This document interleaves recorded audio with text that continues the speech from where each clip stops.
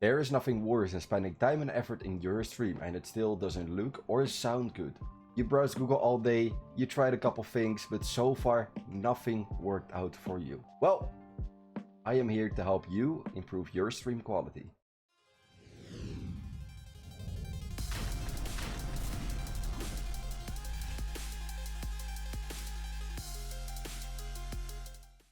Hey, what's up guys, my name is Costas and I'm your stream daddy for today. Every streamer that starts on Twitch goes through the same process, investing to equipment, investing into designs and overlays, and providing solid quality to the platform. It can cost a lot of money.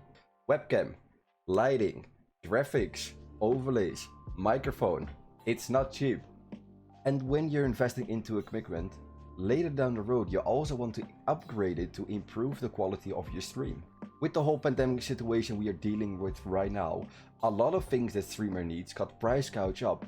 For example, a Logitech C920, which is by the way an 8 years old webcam, which normally went around for like $40–50.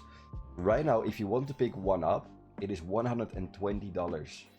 Here in this video, I'll explain you guys 5 tricks that you can implement into your stream to improve your quality without getting scammed online. Before we start the video, I stream on Monday, Wednesday and Fridays. Links down in the description. Make sure to check it out, and if you come by my stream, make sure to say hi. Okay? Let's get on with the video. The first thing we're going to talk about is about your settings. The moment you install your stream software, the thing what I always recommend to set up first is your settings. Let's break out the settings in each section. We have 5 sections for the settings: encoder, bitrate, preset, downscale filter, and FPS. Let's go over all 5 of those things one by one. Let's start off with the first one, encoder.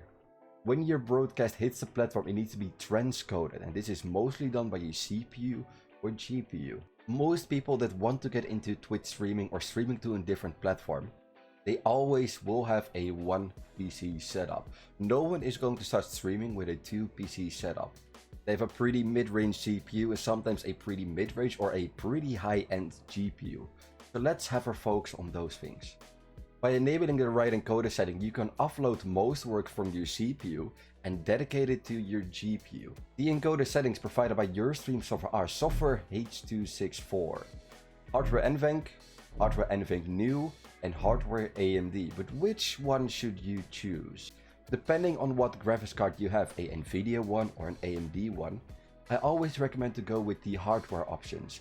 For Nvidia it will be hardware NVENC New, for AMD it will be hardware AMD.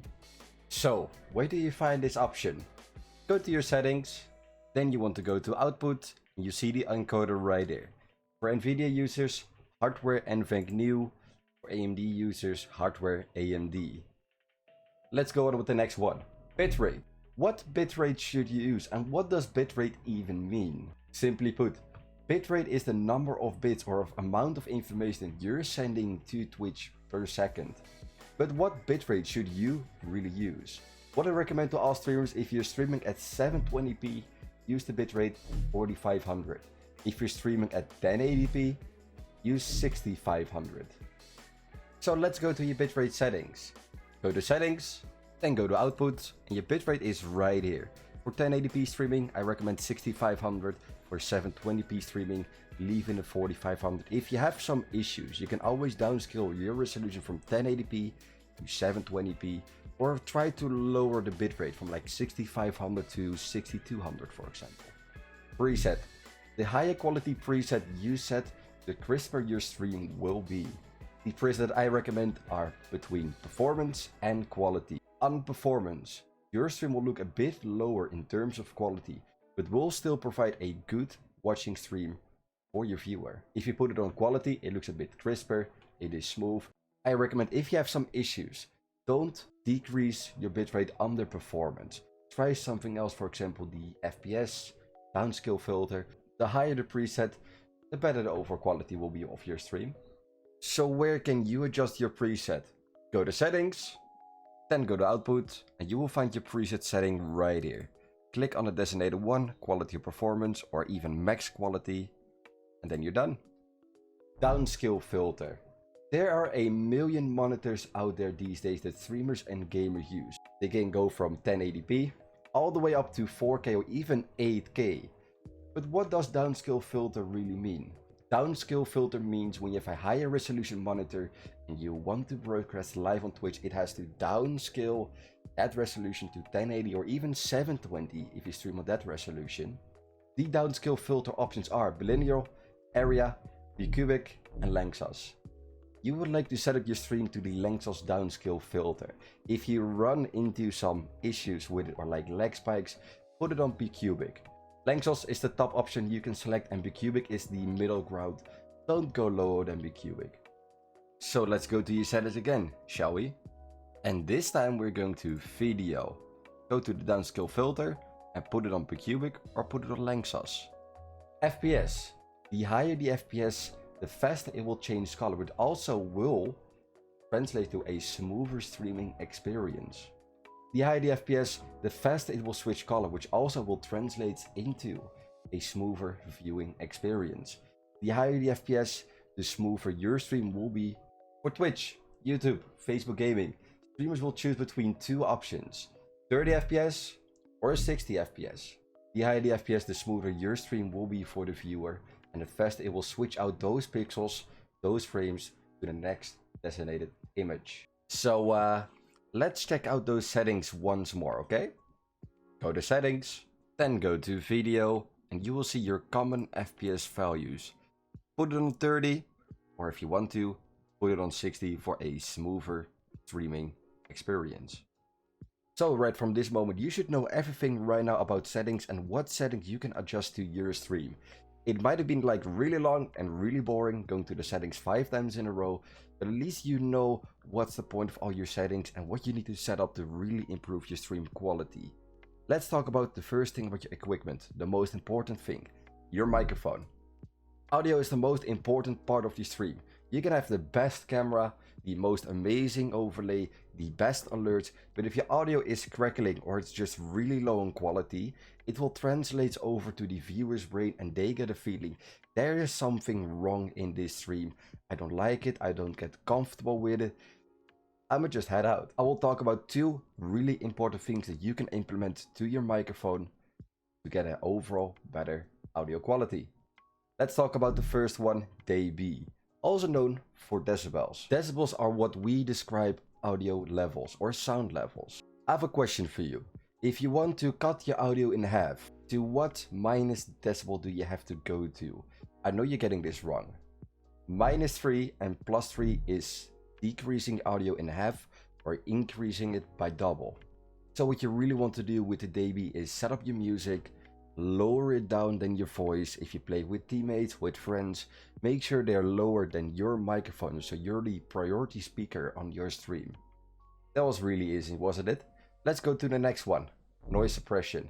Do you have a lot of background sound or is your microphone really sensitive, picking up all the little tiny sounds, what's happening in your room or around you? When noise suppression is enabled, it will create a cap. And what I mean with the cap, if your noise suppression is set to -12 dB, everything that is picked up from -30 to -13 won't be there on the recording.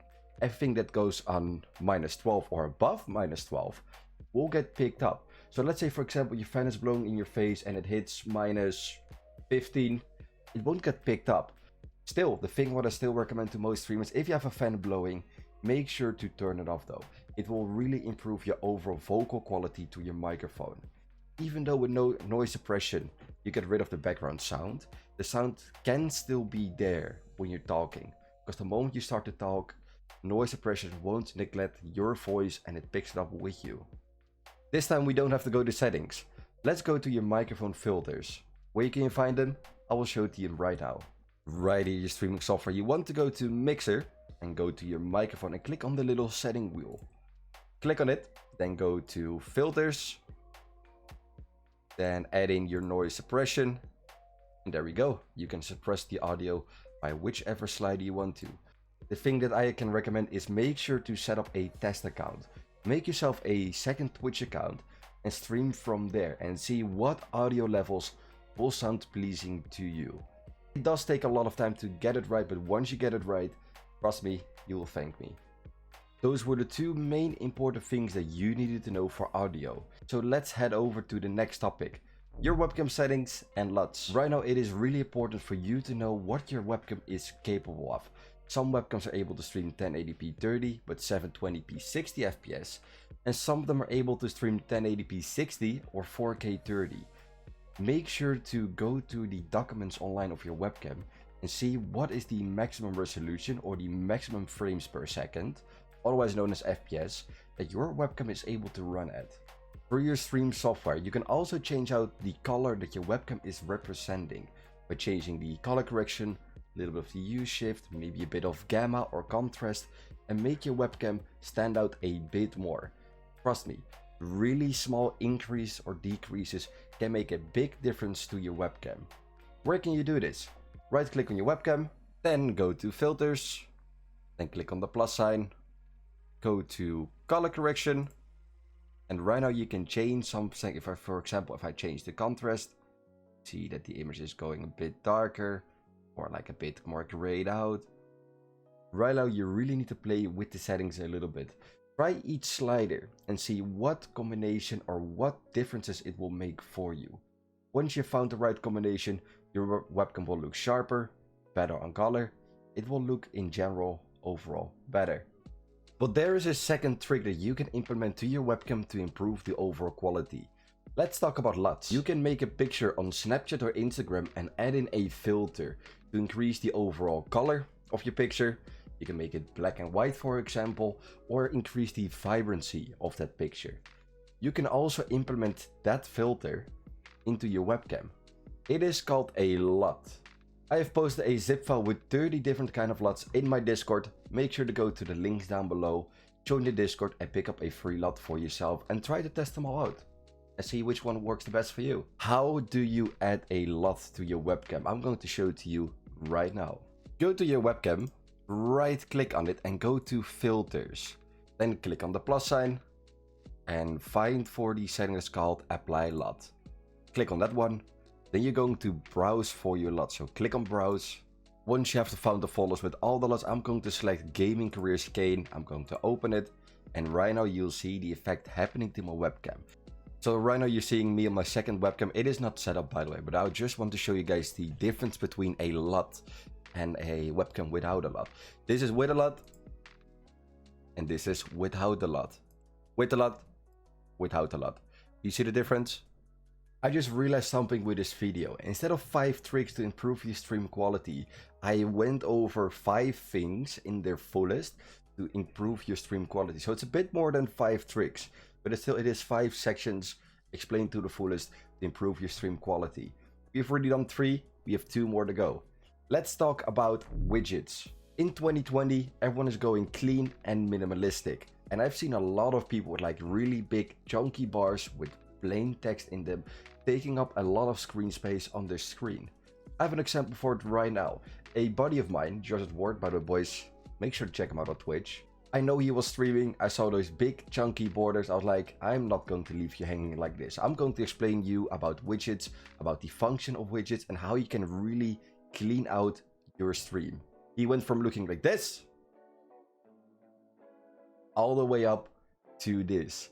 I know it's not perfect yet, but I know it is a good starting point for him to really get in a mindset of a clean, minimalistic design without taking up too much screen space. So right now, this is the part where I'm going to disappoint some people with widgets. This widget is, as far as I know, not available on Streamlabs. It is on OBS Live and StreamElements. If you want to set up this widget or even some other widgets, I have posted 2 widgets down in my Discord under design and files. Make sure to join the Discord. There are 2 links in there. If you're on StreamElements, click the link. It will be added in there automatically in your overlays. Copy the browser URL and then you're ready to set it up and adjust it to the way that you want it to be. So right now with the final topic, we're going to a personal level. We're going to talk about you. I've already talked about this a little bit in the last video, investing to equipment and knowing the difference between your intermission screen and your gameplay screen, but I feel like it is something again we have to talk about. Your gameplay screen is mostly for you playing games with your friends, playing games alone or narrating your gameplay, and also have a little bit of interaction with your chat.